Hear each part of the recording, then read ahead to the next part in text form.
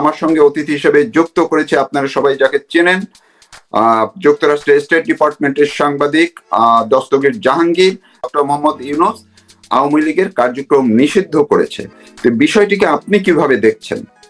যারা আওয়ামী লীগের নিষিদ্ধ চান না তারাও জানেন, আর যারা নিষিদ্ধ চায় তাদের তো নেতৃত্বই দিচ্ছেন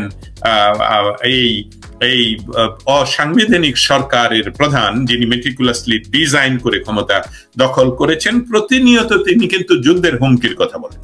আমেরিকার most popular president Donald Trump, ওনার পপুলারিটি খুব হাই। আমি অনেক কাজের ওনার প্রশংসা করি, এবং এই কাজটা যেটা করেছেন আমেরিকান হিসাবে আমি এটার প্রশংসা করবি, কারণ আমেরিকা এক পয়সা লুজ করে নেই সেখানে এই যুদ্ধে। কিন্তু বাংলাদেশকে আমি বলছি, এই ডক্টর ইউনূস ছাড়া বাংলাদেশের বা সর্বকালের সর্বশ্রেষ্ঠ বাঙালি বঙ্গবন্ধুকেও তারা এই বঙ্গোপসাগর, এই যে ইউনূস যেসব করছে সেখান থেকে শুরু, এবং সেইখান থেকে কখনোই কোন রাজনৈতিক সরকার এই রকম ভাবে সাবমিশন করেননি যে কি চান আমার এই ক্ষমতা, আমি আর কতদিনই বাঁচবো, এই কয়েকদিন যদি নির্বাচন কি, মানুষকে লাগাবে, আওয়ামী লীগকে নিষেধ করব, তাহলে এটা নিয়ে গন্ডগোল চলতে থাকবে, আর আমি এখানে মানবিক করিডোর নিবেন, সৈন্য পাঠাবেন, অমুক করবেন, আমাদের পোর্ট নিয়ে যাবেন, আমাদের ক্ষমতা নিলেন একজন, উনি বলেন কি, নিউ ইয়র্ক টাইমসের সাংবাদিক, যাদের সামনে পৃথিবীর এমনকি আমেরিকান প্রেসিডেন্টরাও কি ধরনের উত্তর দেন খুব ভেবে চিন্তে শব্দ প্রয়োগ করেন। উনি গত সেপ্টেম্বরে নিউ ইয়র্ক টাইমস এর অফিসে বসে যখন সেই সাংবাদিক জিজ্ঞেস করলো যে বাংলাদেশে মব কিলিং হচ্ছে, না হচ্ছে না, বাংলাদেশ এখন অনেক ভালো আছে, বলছে না আমাদের কাছে প্রমাণ আছে। রিপিট করলো প্রশ্ন, আমাদের কাছে প্রমাণ আছে যে বাংলাদেশে ইয়ে হচ্ছে। সে বললো না এসব সব মিথ্যা কথা। আবার সে বলল, ডক্টর ইউনূস, উই নো যে বাংলাদেশে মব কিলিং হচ্ছে, আপনার সরকার মব কিলিং বন্ধ করতে কি করবে? উনি তো উত্তর দেনই নেই, উত্তর দিলেন যে অতিরঞ্জিত, শব্দটা শুধু বললেন অতিরঞ্জিত। ডু ইউ আন্ডারস্ট্যান্ড কত বিকার লেস মানুষ? আমি আর কোন শব্দ খুঁজে পাই না যে এরকম মানুষ, যে আমাকে যদি এইভাবে বলা হতো, সত্য না বলার যে কারিশমা,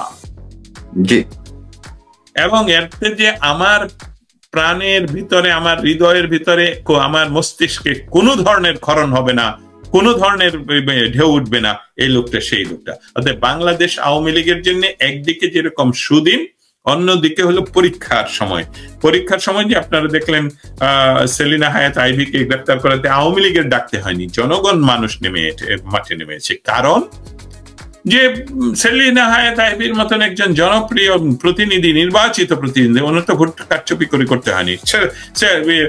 শামীম ওসমানের সাথে তারা দুইজনই তো, একজন তো খুব ক্ষমতাসীন মানুষ, আর ওনার বাবা যেহেতু চুনকা ছিলেন, ওরাও পাওয়ারফুল রাজনীতিবিদ, সেখানে তারা তো সঠিক নির্বাচনের ভিতরে একদম প্রতিদ্বন্দ্বিতামূলক নির্বাচনে নির্বাচিত।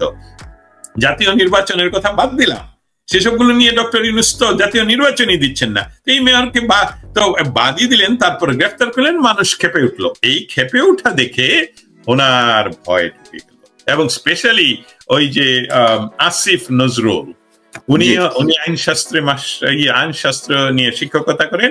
আমি আইনশাস্ত্র নিয়ে মাস্টার্স করেছি চার্লস ইউনিভার্সিটি অফ প্রাগ থেকে। তা আমি ওনার কাছে প্রশ্ন করতে চাই যে আপনি আইন মন্ত্রী বা উপদেষ্টা হিসাবে যে মানুষকে জেলে পুরে রাখলেন, এবং তাদেরকে আপনার ভিডিও আমার কাছে আছে যে বলছেন যে আওয়ামী লীগদের যাতে, অমুকের যাতে বেল না হয়, এসবগুলো আইনের কোন থিওরিতে পড়ে? পৃথিবীতে আইনের দুইটি কালচার, একটা হলো কমন ল, আর একটা হলো রোমান ল। রোমান ল কালচারে বাংলাদেশ চলে না, বাংলাদেশ চলে কমন ল। কমন লতে যে আপনি ফেব্রিকেটেড যে হত্যা মামলা দিয়ে জেলে পুরে রাখার এটা ফেব্রিকেটেড, এটা তো আপনারা হস্তক্ষেপ না করলে যে কোনো জাজ বলবে যে ওকে, যেহেতু ওই লোক অমুক পজিশনে ছিল, একজন সাংবাদিক, সে অন্য কাজে সে গিয়ে হত্যা করলো কি করে, ওকে তাকে তোমরা প্রমাণ দাও, ততক্ষণে সে বেল থাকে। এটা বেলযোগ্য, যদিও এটা ফেব্রিকেটেড হত্যা মামলা। এসবগুলো আপনি বন্ধ করছেন রাজনৈতিক কারণে। অর্থাৎ গণতন্ত্র আপনারা গণতন্ত্র বলে বলে, এবং আপনার একটা ভিডিও গত পরশু দিন আমার এক টক শোতে ওরা প্রচার করলো যে আপনি আল্লাহর কাছে দোয়া করছেন। আমি আসিফ নজরুলকে বলছি এই ভিডিওটা আপনি নিজে আবার দেখুন, বারবার দেখুন, আইনের সামনে দাঁড়ান, আপনি বলছেন হে আল্লাহ আমাকে যদি একবার মন্ত্রী বানাও, মানে আমি শুধুই জনগণের জন্য কাজ করে যাব, কি করে উৎসর্গ করে যাব। আপনি কোথায় কাজ করছেন? আওয়ামী লীগ বাংলাদেশে তাদের সাপোর্টারের একটা সংখ্যা বললাম 33 to 40%, তাদের রেজিস্টার্ড মানুষই তো 2 কোটি 4 কোটির মতন। এই মানুষগুলোকে বাংলাদেশে কাজ করতে দিবেন না আপনারা? <3% মানুষ, যেটা বাংলাদেশ বিরোধী। প্রশ্নটা রেখে গেলাম, ধন্যবাদ। এখন আমি একদমই শেষ পর্যায়ে, যে এখন এই যে আওয়ামী লীগের কার্যক্রম যে তারা নিষিদ্ধ করলো, এই ডক্টর ইউনূস এত বড়, তিনি নিজেই বললেন যে তিনি অনেক বড় মাঠের খেলোয়াড়। তো এত বড় মাঠের খেলোয়াড় হয়ে উনি আওয়ামী লীগকে, যেটির কার্যক্রম 5ই আগস্টের পর থেকে এমনিতেই উনি বন্ধ করে রেখেছেন, সেটিকে আনুষ্ঠানিকভাবে বন্ধ করতে হলো। আওয়ামী লীগকে এত ভয় কেন? সরকার নিশ্চয়ই মনে করছে যে আওয়ামী লীগকে যদি নিষিদ্ধ করা না হয় তাহলে তাদের পায়ের নিচে মাটি হয়তো বা সরে যাচ্ছে। সে বাংলাদেশের সংবিধানে এই ধরনের সরকারের কোনো অস্তিত্ব নেই, এবং এই সরকারের পিছনে রাজনৈতিক কোনো শক্তি আছে বলে এখনো পর্যন্ত আমরা জানি না। যে রাজনৈতিক দল তারা তৈরি করেছেন সেই রাজনৈতিক দল এখনো নিবন্ধনকৃত কিনা সেটাও আমাদের কাছে, মানুষের কাছে পুরো জানা যায়নি। অতএব অনির্বাচিত রাজনৈতিক সরকার কর্তৃক একটি বৃহৎ রাজনৈতিক দল, বৃহৎ নয়, বাংলাদেশের স্বাধিকার আন্দোলন যার নেতৃত্বে ঘটেছে, তাকে নিষিদ্ধ করাটা একটু অস্বাভাবিকই মনে হচ্ছে। যাই হোক, সেটা নিয়ে আমরা ভবিষ্যতে আরো অন্যভাবে আলাপে আমরা চেষ্টা করব। কিন্তু যে কথাটা এখন বলতে চাচ্ছি সেটা হলো যে আমাদেরকে সতর্ক থাকতে হবে যে এই সরকার ভবিষ্যতে আরো কি কি করতে পারে। আপনারা জানেন যে একটি অরাজনৈতিক সরকার হিসাবে, অরাজনৈতিক বলছি মেটিকুলাসলি ডিজাইন করে ক্ষমতায় এসে ওনারা বাংলাদেশের ভূমিকে অন্য দেশের সৈনিকদের অবস্থান করা, তাদেরকে মানবিক করিডোরে কাজ করতে দেয়া, এই ধরনের বিষয়গুলো রাজনৈতিক সরকারের সিদ্ধান্ত হওয়াই বাঞ্ছনীয় ছিল। দেশের অবস্থার কথা বারবার বলছি, আওয়ামী লীগের নেতাকর্মীরা রেডি হন, লগি বৈঠে নিয়ে আবার মাঠে নামতে হবে, রাজাকার মুক্ত বাংলাদেশ গড়ব ইনশাল্লাহ, বলছেন সাইফুল আলম কুমিল্লা থেকে। আপনার কথা খুব সুস্পষ্ট। বাংলাদেশ আওয়ামী লীগ কে নিষিদ্ধ ঘোষণা করার যে কথা, কিন্তু কারণগুলোর মধ্যে তারা যে কারণগুলো বলেছেন সেসবগুলো আমরা একটু শুনে আসি। বলছেন বিচার শেষ না হওয়া পর্যন্ত আওয়ামী লীগের কার্যক্রম নিষিদ্ধ, এবং সেখানে বলা হচ্ছে যে উপদেষ্টা পরিষদের বৈঠকে আন্তর্জাতিক অপরাধ ট্রাইব্যুনালের আইনের সংশোধনী করেছেন। সেখানে বলেছেন সংশোধন অনুযায়ী আন্তর্জাতিক অপরাধ ট্রাইব্যুনাল কোন রাজনৈতিক দল তার অঙ্গ সংগঠন সমর্থক গোষ্ঠীকে শাস্তি দিতে পারবে। এখানেই আবার আমি ফিরে যাই, কোন রাজনৈতিক দল কোন দলকে কিভাবে শাস্তি দিবে? দল শাস্তি ভোগ করবে কিভাবে? এটা তো একটা লিগ্যাল এন্টিটি। লিগ্যাল এন্টিটি তো শাস্তি ভোগ করতে পারে না।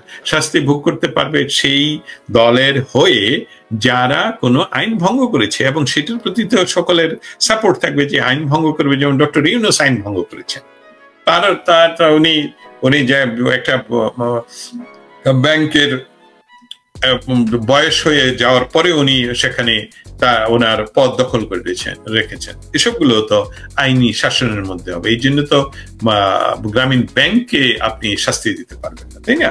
গ্রামীণ ব্যাংককে শাস্তি কিভাবে দেবেন? আপনার গ্রামীণ ব্যাংকের হয়ে যে কাজ করছেন, যেমন ডক্টর ইউনূস, আপনাকে শাস্তি দেওয়া যায়। এবং আমি বলছি যে এরকম আওয়ামী লীগের যারা বিভিন্নভাবে আপনি বলছেন অপরাধের সাথে যুক্ত, তাহলে তাদেরকে শাস্তি দেবেন, কিন্তু আওয়ামী লীগকে শাস্তি দেবেন এই বিষয়টা হলো কিভাবে? এবং আমি আসিফ নজরুলের কাছে এই প্রশ্নটা রেখে গেলাম। উনি একজন আইনের শিক্ষক, আমি আইন শাস্ত্র নিয়ে পড়াশোনা করে এসেছি, সেই জন্য প্রশ্নটা ওনার কাছে সরাসরি হলো যে একটি এন্টিটিকে আপনি শাস্তি দিবেন কিভাবে? একটা এন্টিটিকে আপনি নিষিদ্ধ ঘোষণা করতে পারেন যে এই দলটি নিষিদ্ধ, কারণ এই দলের যারা পরিচালক তারা এই দল সঠিকভাবে পরিচালনা করছে না, যদি সেই কথা বলা হয়ে থাকে, আইন দ্বারা চলছে না। আপনার কাছে প্রশ্ন, আপনি কি আইন দ্বারা চলছেন? একজন মানুষকে যখন আপনি গ্রেফতার করেন, তার মৌলিক অধিকার হলো যে সে যদি নিজে একজন অ্যাডভোকেট তার জন্য না এফোর্ড করতে পারে, তাহলে সরকার তার জন্য সেটার ব্যবস্থা করে দেবে। কিন্তু আপনি তো সরাসরি বলেই দিচ্ছেন যে ওদেরকে বেল দেওয়া হবে না। অতএব আইনের একজন শিক্ষক হয়ে আপনি নিজে আইনের যে বেসিক থিওরি সেটার পরিপন্থী কাজ করছেন কিনা, যদি না করে থাকেন সেটাও আপনি বলবেন, কিন্তু আমি আপনার কাছে প্রশ্নটা করে দিয়ে গেলাম। এখন আমাদের করণীয় কি? এই বিষয় নিয়ে আপনারা আপনাদের রাজনৈতিক ফোরামে আলাপ করবেন, বা রাজনীতিকে নিষিদ্ধ করার কোনো সাংবিধানিক অধিকার মনে হয় না এই সরকারের রয়েছে। এটা আইনগতভাবে এটা সঠিক নয়, কারণ একটা রাজনৈতিক সরকার ছাড়া একটা অন্য রাজনৈতিক দল কাজ করবে কি করবে না সেটা আর দায়িত্ব তাদের, এই কাজটা করা সঠিক আইনগত কোনো ভিত্তি নেই। আওয়ামী লীগের করণীয় কি সেটা নিয়ে অবশ্যই আওয়ামী লীগ তার নিজস্ব সভায় তারা আলাপ করে সিদ্ধান্ত জনগণকে জানাবে। তবে আবারও রিপিট করছি, অনির্বাচিত সরকার দ্বারা একটি রাজনৈতিক দল, যে রাজনৈতিক দলের সাথে বাংলাদেশের অস্তিত্বের সম্পর্ক রয়েছে, তাকে নিষিদ্ধ করা কতটুকু সঠিক সেটা ভবিষ্যতেই বলে দেবে। তবে একটি রাজনৈতিক সরকার যখন সরকার গঠন করবে, তখনই দেখা যাবে যে এইটার জন্য কোনো ধরনের প্রতিক্রিয়া বা কোনো বিচারের সম্মুখীন তারা হতে হয় কিনা। আমরা সেখান থেকে আবার ফিরে যাই, ওরা জানে না প্রজ্ঞাপন দিয়ে ইতিহাস নিষিদ্ধ করা যায় না। অবশ্যই করা যায় না, আপনার সাথে আমি একমত পোষণ করলাম। এসকে ওমা দলকে নিষিদ্ধ করলেন না কেন? কার্যক্রম নিষিদ্ধ করে লাভ কি? আওয়ামী লীগ তো হিয়াও নিষিদ্ধ করেছিল।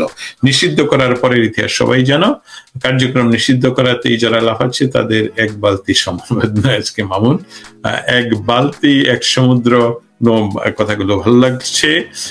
আপনারা আপনাদের মনের কথা আমার মাধ্যমে বলতে পারছেন। এটার জন্য বাংলাদেশের বর্তমান ইন্টারিম গভর্নমেন্ট বাংলাদেশ আওয়ামী লীগের সমস্ত কার্যক্রম নিষিদ্ধ ঘোষণা করেছেন। এবং আরেকটি কথা এখানে বলি, ওনারা বলেছেন যে এমনকি অধীনে সাইবার স্পেস আওয়ামী লীগের যাবতীয় কার্যক্রম, সাইবার স্পেসে কার্যক্রম নিষিদ্ধ করার চেয়ে কতটুকু সম্ভব সেটার চেয়ে প্রশ্নটা অন্যভাবে হবে যে সাইবার স্পেস তো বাংলাদেশের ভিতরের সাইবার স্পেস আপনি কন্ট্রোল করতে পারবেন, কিন্তু বিশ্বব্যাপী সাইবার স্পেস তো আপনি কন্ট্রোল করতে পারবেন না। এটা আসলে স্বৈরতন্ত্রের চরম প্রকাশই যাচ্ছেন, যেখানে বা যুক্তরাষ্ট্রের পররাষ্ট্র দপ্তরের নিয়মিত প্রেস ব্রিফিং এ তারা সবসময় বলছে বাংলাদেশে ইনক্লুসিভ নির্বাচনে। এটা আওয়ামী লীগের সময় বলেছে, বর্তমান সরকারের সময় বলছে। যেহেতু নির্বাচনের এখনো কোনো রোডম্যাপ তৈরি তারা দিতে পারছে না, সেখানে আওয়ামী লীগকে নিষিদ্ধ ঘোষণা করার এই যে করে দিল, চেষ্টা কথায় বলে দিল আওয়ামী লীগের কার্যক্রম নিষিদ্ধ। আমি আওয়ামী লীগের দালাল, আপনি আওয়ামী লীগের দালাল, তাতে অসংখ্য ধন্যবাদ আপনাকে এইভাবে শক্তিশালী ভাবে প্রকাশ করার জন্য। জয় বাংলা, আমার সোনার বাংলা, আমি তোমায় ভালোবাসি। অবশ্যই আপনার বাংলাদেশ আওয়ামী লীগ ছিল, ভবিষ্যতে থাকবে, শুধু সময়ের অপেক্ষায়। জয় বাংলা, জয় বঙ্গবন্ধু। ভালোবাসা কখনো নিষিদ্ধ হয় না। আপনাদের কথাগুলোই আপনাদের কাছে আমি তুলে ধরছি। ভাই ৭১-এর বিরোধী কিছু একটা করেন, ৭১-এর বিরোধী কিছু একটা করেন। আমরা সকলেই এই শক্ট ইনফরমেশনে শক্ট হওয়ার কারণ এইটা যে বলা হয় সাহস থাকা ভালো, কিন্তু অতি সাহস খুবই খারাপ। যে আওয়ামী লীগের নেতৃত্বে বাংলাদেশ স্বাধীন হয়েছে, সেই দিন বাংলাদেশে আওয়ামী লীগ নিষিদ্ধ করে সাময়িক আনন্দ করে নাও ৭১ সালের পরাজিত জামাতে হেফাজতে হিজবুতি জঙ্গি পাকিস্তানি শক্তি জুহি আক্তার। আপনাকে ধন্যবাদ আপনার মনের কথাগুলো বলে দেওয়ার জন্য। বাংলাদেশ আওয়ামী লীগের নেতৃত্বে বঙ্গবন্ধু কোন শেখ হাসিনা পরিচালনায় আজ থেকে বাংলাদেশ দ্বিতীয় মুক্তিযুদ্ধ শুরু। জয় বাংলা, জয় বঙ্গবন্ধু। বাংলাদেশ আওয়ামী লীগের কার্যক্রম নিষিদ্ধ করেছে, আওয়ামী লীগকে নয়, এটা মাথায় রাখা উচিত। জয় বাংলা, জয় বঙ্গবন্ধু। আওয়ামী লীগকে নিষিদ্ধ করা হয়নি, আওয়ামী লীগের কার্যক্রমকে নিষিদ্ধ করা হয়েছে। ভাই আর পারছি না, মনে হচ্ছে মরে যাই। মরে যাওয়াটা সমাধান নয়, যে মরে গেলে তো মরে শেষ হয়ে গেল না, মরে যাওয়ার পর আপনার বংশধররা এটা বহন করবে। অতএব যতক্ষণ শ্বাস আছে যুদ্ধ চালিয়ে যেতে হবে বাংলাদেশের জন্য। জয় বাংলা, জয় বঙ্গবন্ধু। মানে না নাই মানে নিষিদ্ধ জিনিসের প্রতি মানুষের আকর্ষণ বেশি থাকে সবসময়। রাজাকার দূষর রুখতে জেলায় জেলায় গড়ে তুলন মুক্তিবাহিনী, আবার আমরা রক্ত দিয়ে হলেও রক্ষা করব বাংলাদেশ। আপনার সাথে একমত না হয়ে উপায় নেই।